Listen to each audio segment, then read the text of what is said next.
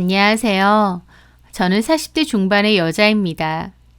예전부터 저를 알고 있던 사람들은 지금 제가 사는 모습을 보면 몹시 놀라요. 버스비 아끼려고 40분 거리를 걸어 다니던 제가 지금은 60평대 아파트에서 벤츠 끌고 다니면서 떵떵거리며 사니까요. 인생은 끝까지 살아봐야 안다는 말처럼 저도 제 인생이 이렇게 달라질 줄은 몰랐습니다. 그리고 또 한 가지, 결혼 생활도 마찬가지네요. 남편과 저의 관계가 이렇게 될 줄은 몰랐거든요. 횟집에서 일을 했던 남편과 사원수가 5명 남짓한 작은 회사에서 사무 격리를 했었던 저는 중학교 때부터 친구였습니다. 원래는 친구 사이였던 거죠. 그 친구는 어머니가 없이 홀 아버지랑 살았는데 원래 가정 형편이 좀 안 좋았었습니다. 저 역시도 부모님이 2분 다 있으셨지만 아버지는 공사 현장에 난리를 다니셨고 엄마는 몸이 안 좋아서 집에 잘 계셨어요. 그 친구와 저는 같은 동네에 살았는데 저희 동네는 달동네처럼 좁은 골목길에 집들이 층층이 있는 외진 동네였습니다.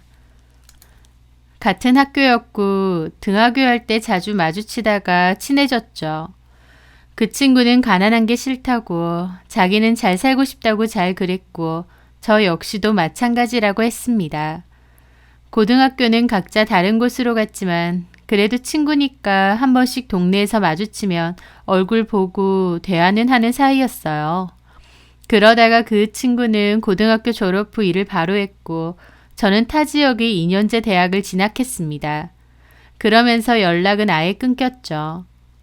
대학 졸업 후 저는 다시 본가로 돌아와 집 근처에 있는 사무실에 취업을 했습니다. 그러다가 하루는 사무실 사람들이랑 횟집에 회식을 갔는데요. 거기서 그 친구를 다시 만나게 된 겁니다. 너무 반갑더라고요. 그 친구는 거기서 주방 보조를 하는데 바쁘면 홀서빙도 돕는다고 했습니다. 아직도 거기 살지? 너는? 나는 자취해. 아빠랑 좀 심하게 다투고 아빠도 다른 지역으로 일하러 이사가 버리시고 나도 여기서 작은 자취방 하나 구해서 살아. 그렇구나. 이렇게 다시 보니 반갑다. 너 대학생 됐다고 바빠서 내 연락도 쌩 깠잖아. 야, 없는 말 지어내지 마. 네가 언제 연락했어. 오히려 내가 전에 전화했는데도 안 받았잖아. 그랬나? 나도 먹고 사느라 바빠서 그랬나 보다. 어쨌든 너도 이 동네로 돌아왔으니까 종종 보자. 그렇게 그 친구와는 다시 연락하며 친하게 지냈습니다. 그 친구는 사람을 편하게 해주는 재주가 있었어요. 비록 형편은 어려웠지만 그래도 하루하루 열심히 사는 그 친구가 멋있어 보였습니다. 그 친구는 자기 월급날이 되면 저한테 맛있는 거 사준다고 보자고 잘 그랬고 저 역시도 제 월급날이면 그 친구를 데리고 가서 고기를 사줬어요. 그 친구는 자기가 원래 회를 좋아하는데 횟집에서 일하다 보니 지겹다며 고기가 좋다고 하더라고요. 그렇게 만나서 술 한잔 기울이면 자기는 잘 살고 싶은데 평생 이러고 살 것 같다고 한탄을 잘했습니다. 저는 아니라고, 지금 너무 잘하고 있다고, 젊어서 고생은 사서도 한다는데 나중에 반드시 잘 될 거라고 그랬죠. 그 친구도 저보고 참 고맙다고, 여전히 제가 착하고 따뜻한 것 같다고 하더라고요. 그렇게 그 친구와는 잘 지내다가 가랑비에 옷 젖듯 서서히 가까워졌습니다. 사귀자는 말은 따로 안 했지만 어느새 연인이 되어 있었죠. 데이트를 할 때면 주로 남자친구 자취방에 자주 놀러 갔는데 가서 라면도 끓여 먹고 치킨도 시켜 먹고 술도 한 잔씩 했었습니다. 참 별거 없는데도 같이 있으면 재밌고 좋았어요. 그 집이 참 추웠기 때문에 겨울이면 집에서도 패딩을 입고 있었습니다. 그 친구는 보일러도 잘 안 틀었거든요. 입에서도 김이 한 번씩 나올 때도 있었는데 그것마저도 다 추억이고 재밌었죠. 그 친구랑 이불을 같이 덮어쓰고 귤도 까먹으며 우리의 미래에 대해서 잘 얘기했습니다. 같이 있는 것만으로도 그토록 행복하고 좋았어요. 그래서 저는 그 친구와 결혼도 했습니다. 가난한 두 사람이 결혼하면 또 가난할 수밖에 없겠지만 그래도 젊고 열심히 일해서 같이 잘 먹고 잘 살자고 했어요. 그렇게 결혼 후 그 남자는 횟집에서 계속 일을 했고 저도 사무실에서 일을 계속 했었습니다. 결혼하고 2년 뒤에 아이를 낳게 되었는데 그동안 열심히 모은 돈으로 18평대 오래된 아파트로 이사 갔습니다. 남들 눈에는 초라해 보일지언정 저희한테는 궁궐이나 다름없었죠. 방 한 칸짜리 원룸 살다가 아파트로 이사 간 거니까요. 이렇게 조금씩 늘려가면 된다고 생각했습니다. 수입이 많지는 않았기에 참 쪼들리고 살았어요. 외식은 꿈도 못 꾸고 웬만한 거리는 버스도 안 타고 다 걸어 다녔습니다. 아이 옷은 얻어 입히고 분유도 제일 싼 거, 기저귀도 저렴한 일회용 기저귀랑 천 기저귀를 같이 썼습니다. 월급 받으면 반 이상은 다 저축하고 얼마 안 되는 돈으로 생활을 했어요. 제 앞으로는 돈을 거의 쓰지 않았습니다. 어쩔 때는 맨날 같은 옷만 입고 다니니까 사무실 동료 언니가 불쌍하다고 자기 안 입는 옷을 준 적도 많아요. 자존심 상하고 그런 것도 없이 좋다쿠나 받아 입었습니다. 그렇게 알뜰살뜰 정말 열심히 돈을 모았어요. 하지만 어느 날 연락을 받았습니다. 타 지역에 사시는 시아버지가 병에 걸리셨고 병원비가 필요하다는 것을요. 아버님은 결혼식 때 딱 한 번 뵀었고 거의 왕래도 연락도 없이 살았거든요. 남편하고도 사이가 좋지 않으셨고요. 그런데 병에 걸리셔서 병원에 입원해 계시는데 보험도 마땅히 안 되어 있으셨던 겁니다. 수술도 해야 했고 병원비가 꽤 컸다 보니 남편도 그 사실에 힘들어 하더라고요. 저는 모아놓은 돈으로 병원비 해드리자 그랬습니다. 남편은 힘들게 모았는데 병원비로 이렇게 날려야 되느냐 했지만 어쨌든 남편의 아버지이고 제 시아버지잖아요. 돈은 언제든지 다시 모을 수 있다고 하면서 아버님 병원비와 수술비로 썼습니다. 하지만 보람도 없이 아버님은 수술하고 얼마 뒤 돌아가셨어요. 저희는 사람도 별로 오지 않는 초라한 장례식을 치르고 아버님을 보내드렸습니다. 영정사진 앞에서 남편은 어린 아이처럼 펑펑 울었고 저도 그런 모습을 보며 많이 울었죠. 남편은 장례식이 끝나고 저한테 그러더군요. 고맙다고. 그래도 마지막으로 아버지 병원비랑 수술비 내드려서 최소한 자식으로서의 역할은 한 것 같다고요. 저는 그거면 됐다고. 당신 마음이 편안해졌으면 충분하다고. 돈은 또 벌면 된다고 말했습니다. 하지만 그로부터 1년 정도 뒤에 가뜩이나 사정이 어렵던 제가 일하던 사무실은 폐업을 하게 되었어요. 근근히 버티다가 결국 폐업이 결정된 거죠. 저는 다시 일자리를 구하려고 했지만 쉽지는 않았습니다. 저희 집은 저도 무조건 일을 해야 되는 상황이었기에 무슨 일이든 해야 했어요. 그러다가 집 가까운 데 있는 식당에서 일을 했습니다. 나이든 여사장님 혼자서 일하시는 식당이었는데 혼자 운영하시기 힘들다고 직원을 뽑는 거였죠. 사무직 일하다가 식당 일을 한다는 것이 쉬운 건 아니지만 돈을 벌어야 했기 때문에 열심히 일했습니다. 어느 날 초등학교 동창회에 갔던 남편이 술을 잔뜩 먹고 와서 저한테 그러더군요. 속상하다 진짜. 왜? 그냥 오늘 초등학교 친구들 만났잖아. 나 빼고는 다 잘 먹고 잘 사는 것 같아. 그래서 속상했어? 다음부턴 안 가려고. 다들 술 먹고 대리 부르는데 나는 차도 없으니 대리 부를 일도 없고 그냥 택시 타고 왔어. 근데 초등학교 때 친했던 명식이라고 있거든. 그 자식은 무슨 사업한다더라고. 벤츠 타고 와서 거들먹거리는데 차는 진짜 좋더라. 벤츠 좋지. 그 친구 돈 많이 벌었나 보다. 예전에는 그 자식 우리 집보다 못 살고 빌빌거렸는데 지금은 그런 차 끌고 다니는 거 보니까 나는 여태껏 뭐 했나 싶고. 너도 열심히 살았잖아. 그런 거 비교하지 마. 비교하면 끝도 없어. 근데 비교가 안 될 수가 없잖아. 나도 잘 살고 싶은데. 나는 그냥 평생 이 모양 이 꼴로 살 것 같아. 나도 그런 차 한번 타봤으면 소원이 없겠다. 저는 남편의 투정에 아무 말 하지 못했습니다. 저희 형편의 벤츠라니 그건 정말 꿈 같은 이야기였으니까요. 그렇게 결혼 생활도 13년 차가 됐을 무렵이었어요. 저는 그 식당에서 여전히 일을 했습니다. 식당 사장님이 저를 엄청 좋게 보셨고 딸처럼 잘 챙겨주셨습니다. 같이 일한 지도 오래되었기에 서로의 집 사정에 대해서 속속들이 잘 압니다. 사장님은 오래전 이혼을 하셨고 아들 하나 키우고 계시는데 아들은 외국으로 이민을 갔다고 했어요. 그래서 많이 외로워하셨습니다. 그걸 알기 때문에 저는 식당 일 외에도 사적으로도 사장님을 잘 챙겨드리려고 노력했습니다. 명절 때도 명절 음식 만들어서 갖다 드리고 생일 때도 케이크랑 선물도 꼭 드렸죠. 같이 술도 한 잔씩 하고 가게 쉬는 날 일부러 사장님 집에 아이 데리고 찾아가서 논 적도 많습니다. 마치 가족처럼 가깝게 잘 지냈고 제 덕에 덜 외롭다며 사장님도 고마워하셨어요.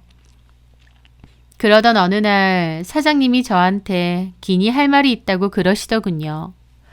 그러면서 하시는 말씀이 아들 내에 따라서 외국 가서 살기로 결정을 내렸대요. 사실 그 전부터 아들이 한 번씩 오라고 같이 살자고 얘기했었는데 사장님은 그냥 안 간다고 하셨답니다. 아들은 그립지만 타국 생활이 너무 낯설다고요. 그런데 더 나이 들기 전에 이제는 아들 옆에서 지내고 싶어서 오랜 고민 끝에 결정을 내렸다고 하셨어요. 아들도 계속 그리워하시고 손주들도 보고 싶어 하셨기에 잘 됐다고 생각하면서도 제 일자리가 또 사라지는 거니 저도 좀 막막했죠. 그런데 사장님이 그러시더라고요. 지금 이 가게에서 저보고 장사하라고요. 건물 안에서도 그 식당 자리는 사장님이 아예 분양받으신 거라 사장님 소유였는데요. 그걸 말도 안 될 정도로 싸게 저한테 넘기신다고 했습니다. 그 정도면 이 식당을 거저 주시는 거나 다름없었죠. 아무리 한 식구처럼 잘 지냈다지만 그래도 엄밀히 말하면 남인데 이렇게까지 하시는 게 놀라웠죠. 하지만 사장님은 그동안 제 덕분에 외로움을 많이 잊고 살았다고 평생 손때 묻은 내 식당 한 칸인데 저한테 넘기고 가고 싶다고 하셨습니다. 분명 좋은 기회였고 저도 제 식당을 차리고 싶다는 꿈은 있었기에 감사하게 그 제안을 받아들였어요. 사장님은 저한테 가게를 넘기시고 외국으로 떠나셨어요. 그리고 저는 수많은 고민 끝에 그 가게에다가 분식집을 차렸습니다. 사장님이 줄곧 하셨던 음식으로 계속 하는 것도 괜찮았지만 저는 그맘때 계속 떡볶이집을 하면 참 잘 되겠다는 생각이 많았거든요. 왜냐면 일단 근처에 학교도 많고 아파트가 많았고요. 또 그때가 한창 큰 일회용기통에 한가득 담아주는 프랜차이즈 떡볶이 붐이 일어날 때였습니다. 시류를 잘 타면 꽤 괜찮을 것 같다는 판단이 섰고 나름의 메뉴 개발 끝에 떡볶이집을 열게 되었죠. 저는 프랜차이즈가 아니다 보니 초반에는 당연히 장사가 잘 안 되었습니다. 게다가 기존의 식당인 줄 알고 오셨다가 떡볶이집인 거 알고 그냥 돌아가시는 분들도 많았고요. 저희 남편도 그냥 원래 하던 거 하지 왜 무리수를 둬서 메뉴를 바꾸냐고 많이 뭐라고 했죠. 하지만 제가 만든 떡볶이 맛에 자신도 있었고 이상하게도 잘 될 거라는 믿음이 있었습니다. 지금 생각해보면 참 터무니없는 믿음이기도 했죠. 거대 프랜차이즈 떡볶이집이 성황인데 이름도 없는 제 떡볶이집이 잘 될 거라고 생각했다는 게요. 그런데 이상하게도 분명히 제가 잘 될 것 같다는 그 확신이 드는 겁니다. 살면서 그런 또렷한 확신이 든 적도 별로 없는 것 같아요. 저는 누가 뭐래도 뚝심 있게 장사를 이어나갔고 배달 장사에도 최선을 다했습니다. 그러면서 서서히 입소문이 퍼지고 배달 손님과 홀 손님도 늘어났어요. 떡볶이지만 저만의 특별 소스가 들어갔기 때문에 저희 가게를 찾는 손님들이 점차 늘었죠. 저는 기존의 김밥 말고 삼각김밥으로 사이드를 만들었고 그것도 덩달아 인기가 많아졌습니다. 한번 물살을 타기 시작하니 점차 잘 되기 시작했어요. 갈수록 장사가 잘 됐고 직원도 2명이나 더 구했습니다. 하루 종일 정신없이 바빴죠. 그렇게 2년 넘게 장사를 해오다가 동네 맛집으로 유명해졌고 제안도 많이 받았습니다. 그러다가 결국 프랜차이즈까지 내게 되었죠. 제 가맹점이 하나둘씩 늘면서 돈이 저절로 쏟아져 들어오는 기분이었어요. 1,000원 한 장이 아쉬웠던 그 옛날이 무색하게도 돈방석에 앉기라도 한 듯 돈을 벌어대기 시작했습니다. 그때가 제 인생에서 가장 행복했던 때였던 것 같아요. 일도 잘 되고 있고 돈 걱정도 없어졌으니까요. 제가 장사를 시작하고 5년 만에 저희는 60평대 아파트로 이사를 갔습니다. 이사 가던 날 남편과 아이와 얼싸안고 울었죠. 남편은 제 떡볶이집이 잘 되기 초반부터 진작에 횟집은 그만두고 가맹점 관리 일을 했습니다. 사실 말이 가맹점 관리지 관리해주는 직원은 따로 있고 남편은 명함만 관리자였어요. 한마디로 제가 돈을 잘 벌기 시작하고부터는 남편은 따로 일을 하지 않고 집에서 놀며 취미생활만 하면서 다녔습니다. 남편이 그렇게 하고 싶어 했고 저는 여태까지 열심히 일했으니 쉬라고 그랬죠. 그때 남편은 중고 승용차를 타고 다녔는데 그 차도 제가 사준 것이었습니다. 떡볶이집 1년차쯤에 가족차가 없었기에 한 대 샀던 거고 잘 타고 다녔는데 그맘때 남편은 부쩍 차를 바꾸고 싶다고 잘 그러더라고요. 네가 잘 나가는 요식업 사장님인데 이 차가 말이 돼? 잘만 굴러가는데 뭐. 아니야. 얼마나 시끄러운 줄 알아? 이 차가 13년이 넘은 차야. 내가 타기 전에 무려 2명이나 더 탔던 중고차잖아. 여보는 몰라서 그렇지 잔고장이 너무 많아서 야금야금 계속 고치고 있다니까. 요즘은 시동도 잘 안 걸려. 이러다가 갑자기 차 퍼질지도 몰라. 그래? 타고 다닐 땐 모르겠던데. 벤츠 신형 봤어? 와, 좋더라. 솔직히 여보처럼 벌면 그 정도는 타줘야 되는 거 아닌가? 괜히 낭비하지 말자. 유지비도 많이 들고 고장나면 수리비도 엄청 비싸대. 그런 것까지 생각하고 사야지. 왜 이래? 돈 잘 버는 사업가가. 여보 정도면 그 정도 급은 타야 된다니까? 글쎄. 아무도 안 믿겠다. 그 잘 나가는 떡볶이 체인점 대표님이 이런 똥차 타고 다니는 거 알면. 하면서 남편은 차를 좀 바꾸자고 궁시렁거리더라고요. 저는 돈을 잘 벌게 되긴 했지만 그렇다고 과소비를 하고 싶진 않았습니다. 그래서 그 흔한 명품 가방 하나 없었거든요. 하지만 그런 저를 보고 남편은 이제 궁색맞게 살지 말자. 돈을 벌면 그만큼 잘 써야 된다고. 라고 잘 그랬습니다. 그래서 저는 얼마 뒤 있었던 남편의 생일에 깜짝 선물을 준비했어요. 가족끼리 외식을 했는데 제가 남편에게 선물이라고 작은 상자 하나를 건넸습니다. 이게 뭐야? 시계? 열어봐. 당신이 아주 좋아할 거야. 남편은 어리둥절해하며 상자를 열었더니 얼굴이 엄청 환해지는 겁니다. 신형 벤츠 차 키였거든요. 여보! 이제 만족해? 남편은 눈물까지 글썽이며 저를 얼싸안더라고요. 자기 최고! 자기 최고야! 차 어딨어? 우리 집 주차장. 설마 아까 전에 나올 때 주차되어 있던 그 차? 내가 이거 진짜 신형이라고 멋있다고 했던 그거? 맞아, 그거. 남편은 입이 귀에 걸릴 정도로 좋아하더라고요. 여보, 선이야. 그게 진짜 내 차야? 그렇다니까. 식당에서 시끄럽게 하지 마. 남들 다 보잖아. 보면 어때? 우리 능력 좋은 와이프가 무려 차를 선물해줬는데. 이야, 내가 결혼 잘했구나. 당신이 내 로또구나. 아, 오버한다. 그만 좀 해. 남편은 60평 아파트로 이사 갔을 때보다 오히려 차를 바꿔줬을 때 더 좋아했습니다. 그게 저렇게 좋을까 싶을 정도였죠. 하지만 기뻐하는 남편을 보니 저도 좋더라고요. 남편은 그 차를 정말 애지중지했습니다. 손세차 용품들을 바로 주문했고 틈만 나면 손세차를 열심히 했어요. 차에서 내릴 때는 문콕 방지 가드를 꼭 걸어두고 다니고요. 차에 먼지 한 톨 안 떨어지게끔 관리를 했습니다. 그런 모습이 귀엽기도 하고 웃기기도 했죠. 아주 차가 마누라보다 더 중요하지? 그럴 리가 있어, 여보? 전에 명식이가 동창회에 벤츠 끌고 왔었다고 내가 말했던 거 기억나? 그 자식이 거들먹거리면서 집에 갈 때 나 태워준다고. 네가 언제 이런 차를 타보겠냐 그랬거든. 그런 소리까지 했어? 그래서 내가 됐다고 택시 타고 왔던 거야. 그날 나 잠이 안 오더라고. 그 새끼는 뭐가 잘나서 벤츠 타고 다니고 나는 차 한 대가 없나 싶어서. 근데 자기가 내 소원 이뤄준 거야. 벤츠라고 다 급이 같나? 명식이 그놈이 타던 거랑 이거랑 급이 달라. 저번에 우연히 보니까 그 자식 그 오래된 똥차 벤츠를 아직도 끌고 다니던데. 나 조만간 동창회 있거든. 이거 타고 가려고. 가서 명식이한테 보여주려고. 참나, 유치하다 유치해. 하면서도 저는 그냥 웃었습니다.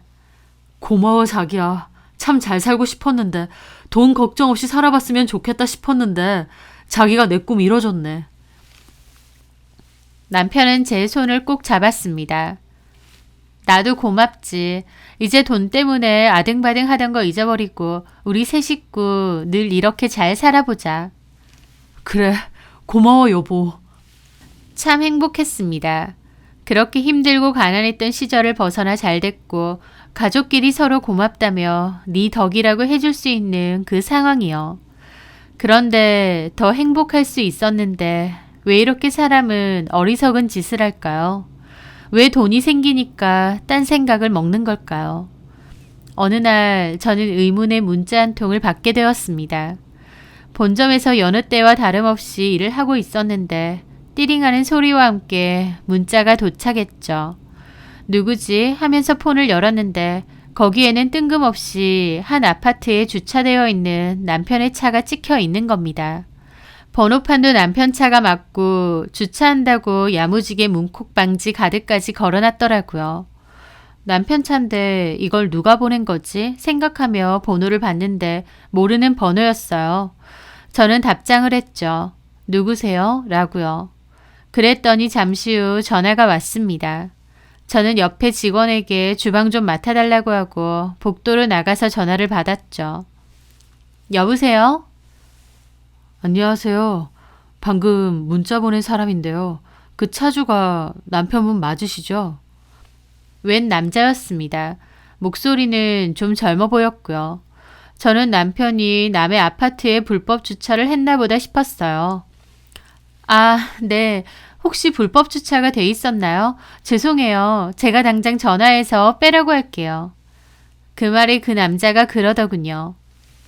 아니요. 그런 게 아니라요. 저기 남편분 그 차가 주차된 곳이 어딘 줄 아시나요? 라며 뜬금없는 소리를 하는 겁니다. 네? 그게 무슨... 거기가 어딘데요?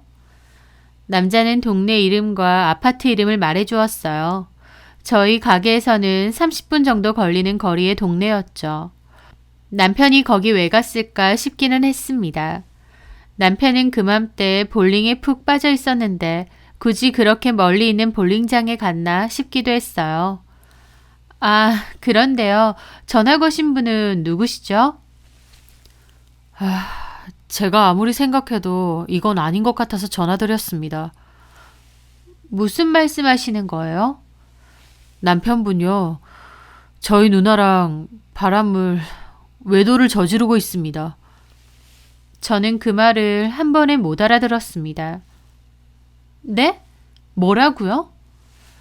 저희 친누나랑 바람이 났다고요. 그쪽 남편분이요. 바람이요? 저는 너무 놀라 소리를 질렀다가 입을 틀어 막았습니다. 생각지도 못한 말이었기에 너무 충격이었고 그 순간부터 심장이 미친 듯이 뛰더라고요. 저희 남편이랑 그쪽 누나가요? 예, 여기는 저희 누나 집이에요.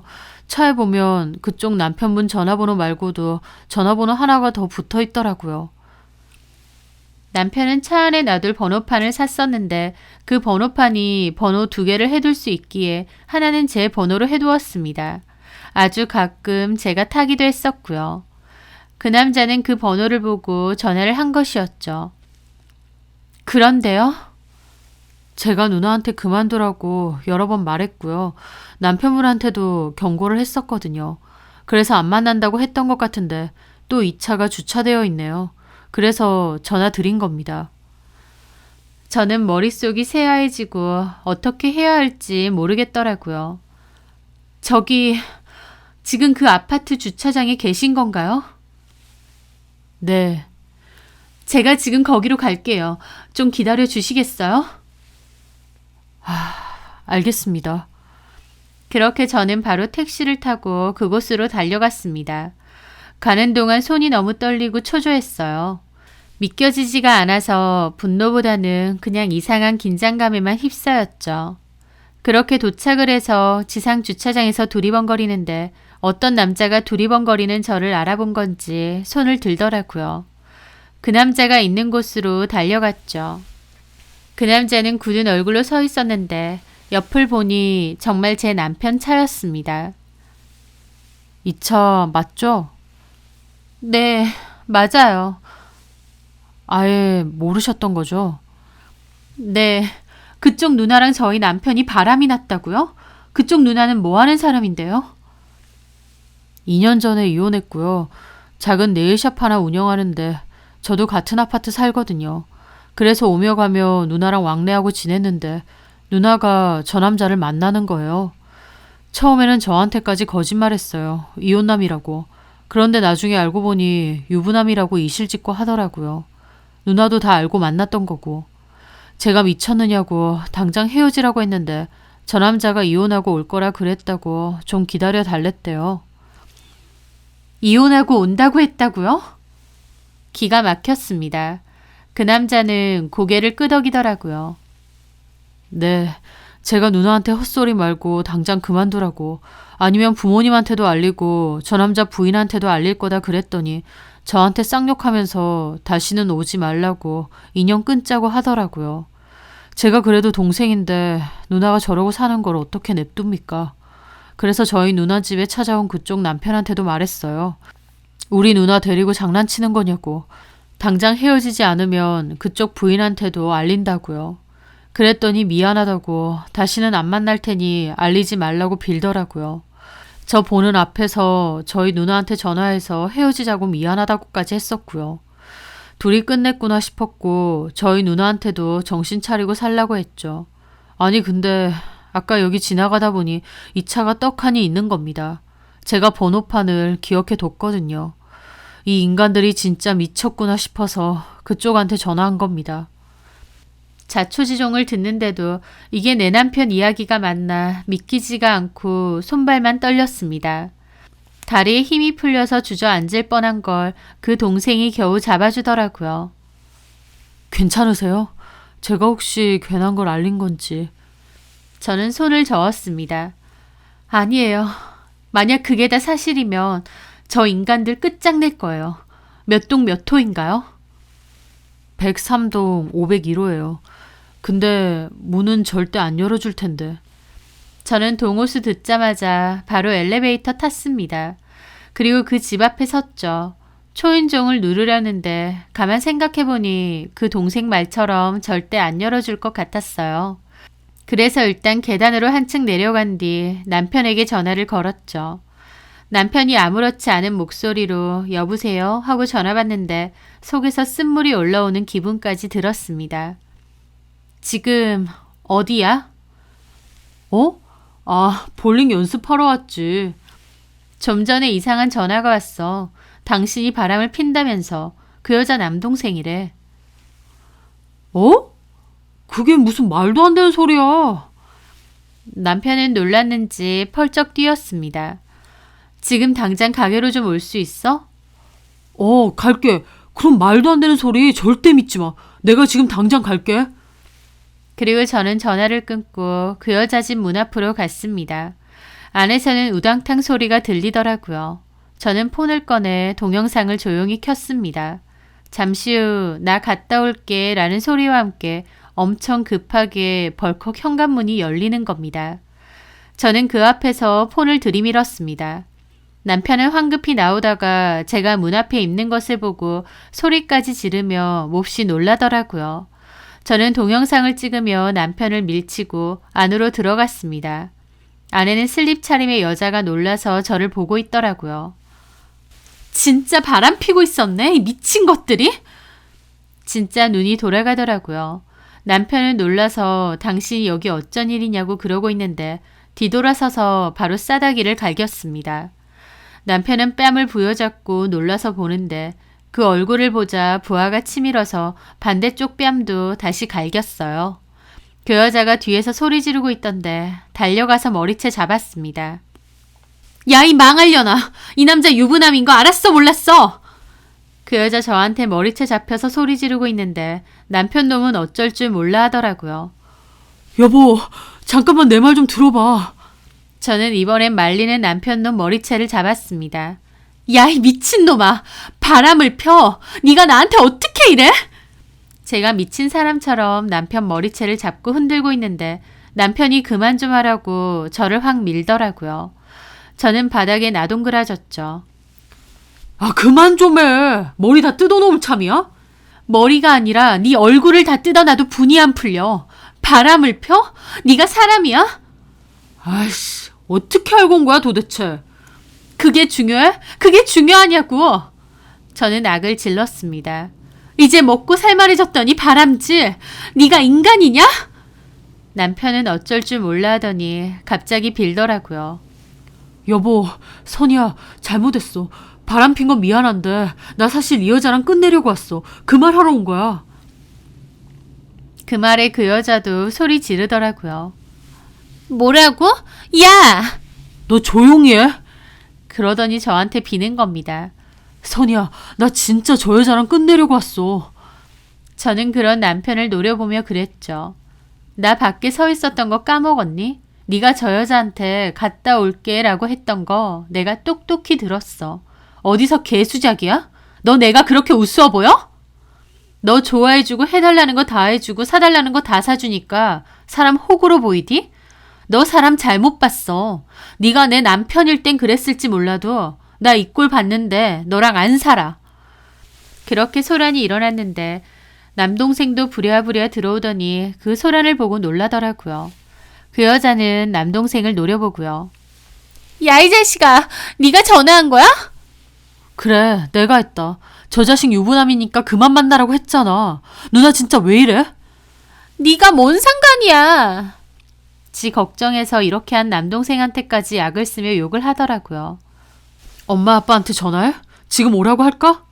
그만 못해? 제발 정신 좀 차리고 살아. 저 꼴 보고도 정신이 안 차려져?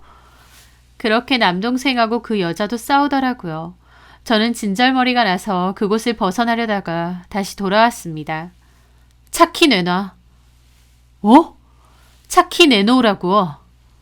여보. 네 여보 이제 없으니까 당장 차키 내놔. 남편은 떨리는 손으로 차키를 내밀었고 저는 그거 낚아채서 내려갔습니다. 그리고 그 차 제가 몰아서 집으로 갔어요. 지 생각해서 차까지 사줬더니 이 차로 바람이나 피우고 다니고 저기 인간 맞나 싶었습니다. 집에 도착해서도 차에서 내리지도 못하고 펑펑 울었죠.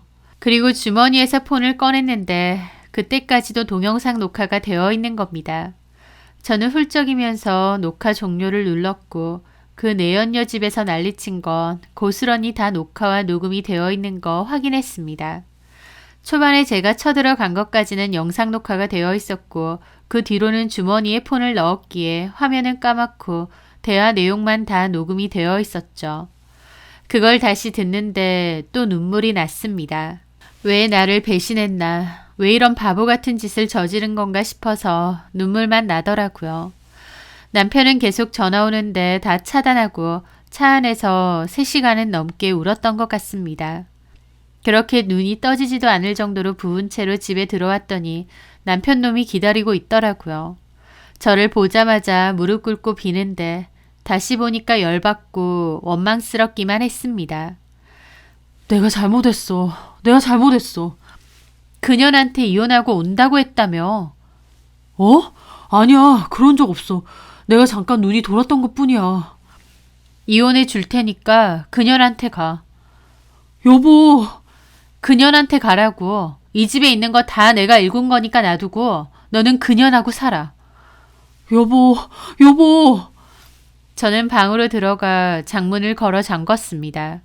그리고 이혼을 하겠다고 마음을 먹었어요. 남편은 방 밖에서 잘못했다고 빌었지만 저는 배신감이 너무 컸기에 대꾸 한마디 하지 않았죠. 그렇게 다음날 변호사 사무실에 찾아갔습니다. 제 일에 대해서 상담을 했는데 돌아오는 답변이 좀 황당했어요. 증거가 확실해서 위자료 소송은 충분히 걸 수 있는데 혼인 기간이 10년이 넘었기에 이혼하면 남편 측으로 재산 분할을 해줘야 된다는 겁니다. 물론 남편의 잘못으로 이혼하는 것인데다 제 기여도가 훨씬 높아서 재산 분할 비율이 조정될 수는 있지만 어쨌든 혼인 기간이 그 정도면 재산에 관해서는 분할을 해줘야 된다더군요. 제가 해주지 않으면 남편이 얼마든지 재산 분할에 관한 소송은 걸 수 있답니다. 너무 억울했지만 법이 그렇다는데 어쩌겠나요. 저는 일단 이혼 소송은 좀 더 생각하기로 하고 남편과 그 여자 상대로 위자료 소송 먼저 청구하였습니다.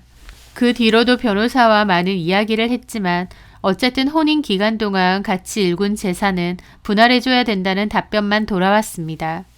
그래서 저는 결국 이혼은 포기했습니다. 재산 분할은 곧 죽어도 해주고 싶지 않았거든요. 다만 남편은 유책 배우자이기 때문에 저한테 이혼 제기를 먼저 할 수는 없었어요. 이혼 제기는 저만 걸 수 있는 거였죠. 그래서 이혼은 하지 않는 대신 저는 남편이 누리고 살던 모든 것을 다 뺏어버리기로 했습니다. 결국 저 남자가 저한테 원하는 것도 제 돈이잖아요. 그 돈을 다 뺏어버리겠다고 결심했죠. 먼저 저희 집에서 쫓아내 버렸습니다. 비밀번호도 바꿔버리고 집 자체를 그냥 내놨어요. 급매로 내놓고 저는 아이와 다른 집으로 이사 갔습니다. 당연히 남편한테는 이사간 곳은 알려주지 않았죠. 그랬더니 남편은 저희 가게로도 찾아와서 잘못했다고 빌더라고요. 그래서 제가 분명하게 말했죠. 나 너랑 이혼은 안 하겠다. 하지만 내 마음속에서 너는 더 이상 내 남편이 아니다. 별거 할 거니까 앞으로는 내 돈 한 푼도 건들 생각 말고 너 알아서 살아라 라고요. 남편은 제가 단호한 태도로 나오자 그럼 자기 살 집이라도 구해주라며 이렇게 마음대로 집을 팔아버리는 경우가 어딨냐고 따지더라고요. 저는 별거 하면서 내가 네 집까지 왜 구해줘야 되냐고 알아서 살라고 했더니 자기도 지금은 일을 안 하지만 예전엔 하지 않았냐며 자기 목도 있다고 주장하더라고요. 저 남편이 벌어왔던 월급에 생활비 빼서 철저하게 계산했습니다. 그렇게 하고 나니 남편 몫으로 얼마 남지도 않더라고요. 게다가 남편은 소송 끝나면 저에게 위자료도 줘야 되기 때문에 더더욱 남편 몫의 돈은 더욱 없었습니다. 그거 계산해서 주고 네 목 줬으니까 알아서 살라고 했어요. 별거 하는 와중에 너를 책임져야 될 이유는 없다고요.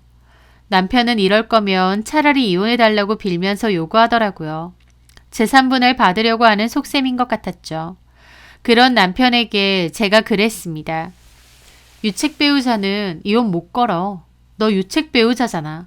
나는 이혼 안 해. 그냥 이러고 살 거야. 나 아쉬운 거 없거든. 라고요. 남편은 집단에도 변호사 사무실 상담 다니고 용을 썼나 본데 할 수 있는 건 없었던 것 같았습니다. 결국 남편과 저는 법적인 이혼만 아닐 뿐이지 이혼한 거나 다름없는 관계가 되었어요. 남편이 가게로 찾아오면 제가 영업방해로 경찰에 신고했기 때문에 남편도 더 이상은 가게로 못 오더라고요. 남편은 제가 준 돈에서 위자료 저한테 다시 주고 그나마 남은 돈으로 원룸 하나 구해서 살더라고요. 일을 그만둔 상태였기에 뒤늦게 배달일 시작했다고 했고요. 취미생활 어림도 없었습니다. 당장 벌어먹고 살기 급급한데 무슨 취미인가요? 60평대 아파트 살며 신형 벤츠 끌고 다니던 남편은 한순간에 원룸 살면서 오토바이 타고 다니는 신세로 전락하게 되었던 거죠. 저는 그 여자와 상대로 낸 위자료 소송에서도 승소해서 돈도 받아냈습니다. 그 여자도 남편이 고급차 타고 다니고 돈도 잘 쓰니까 제법 잘 나가는 사업가인 줄 알았다던데 그게 다 제 돈이었다는 거 알고 남편하고도 대판 싸웠나 보더라고요. 저는 그 여자에게 전화해서 그랬습니다. 네 동생 때문에 내가 위자료 받는 선에서 끝내는 거다.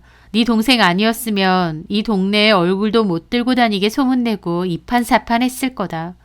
그래도 누나라고 욕먹어 가면서 정신 차리게 도와준 네 동생한테 평생 고마워하면서 지내라고 그랬습니다.